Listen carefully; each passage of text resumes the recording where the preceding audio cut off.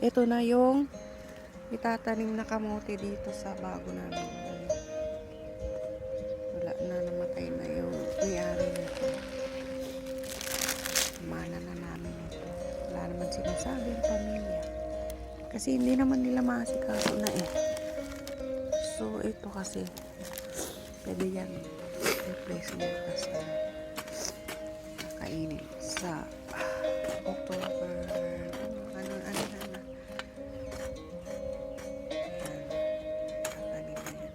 okay. Ito na yung gagawin flat, no? Hirap,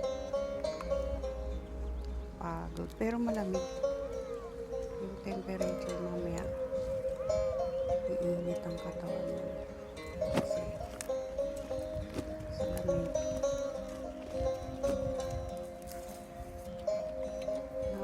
Nadidiligan sa moist. Ayan, malambot pa yan eh. Plastic na nilagay ko para hindi damuhan pot.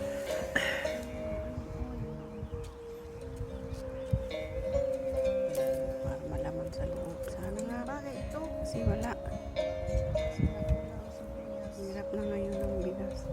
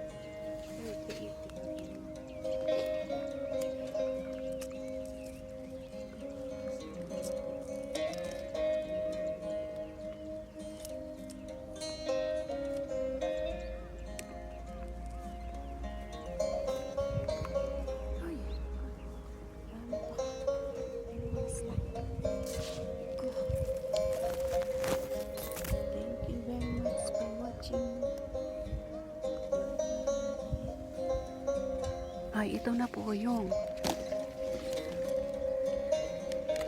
tulong onion. Green onion. Basan ko yan. Maraming paggagamitan yun. Sa ngayon, walang so, ito na. Ito na gagamitin marami. Ito na po yung naitanim na laga kami. Sweet potato. Mabilis matubo yan pag ganito yan, lumaki. Malamig-lamig. Lalaki. Talagang lumalaki yung para may tanda. Magpapakita mo yan. Kaya hindi lang nalibang na yung kasama ko. Ayan. Tsaga-tsaga lang. Buhay kayo ah. Pagod na ako dyan. Washing list. Green onion. Or preserve. Siguro root cup dito. Yung ilalim. Kasi marami dito mga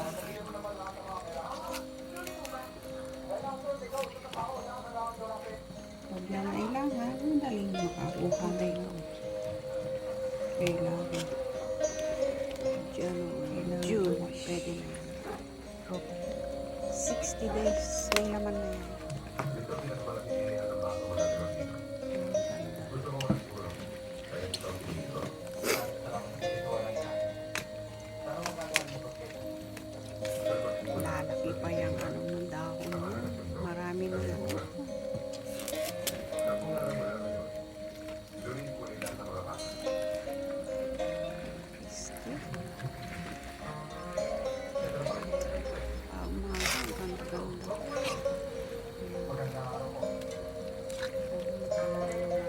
hindi whole yung tinanim ko, ha? Yung iba, yung nagamit mo last year.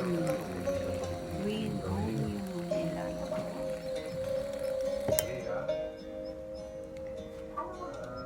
Potato.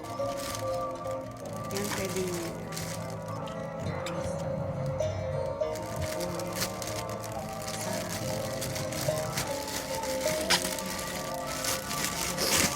Ay!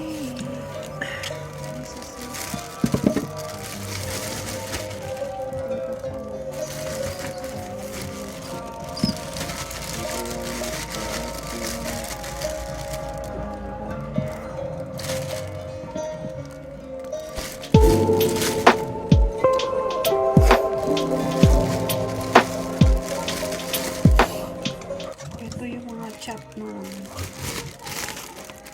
vegetables. Ano na natin? Mga madali. Pag magluto ka, ito na lang sila. Tsaka hindi siya masyadong iwala yung dahon at saka yung stem. Ang sarap. Ang sarap. Pwede mong gamitin. So, ito pwede mong gamitin sa iba. Hiniwalay ko. So, this is it. Don't forget to like, comment, and subscribe my video. Thank you very much.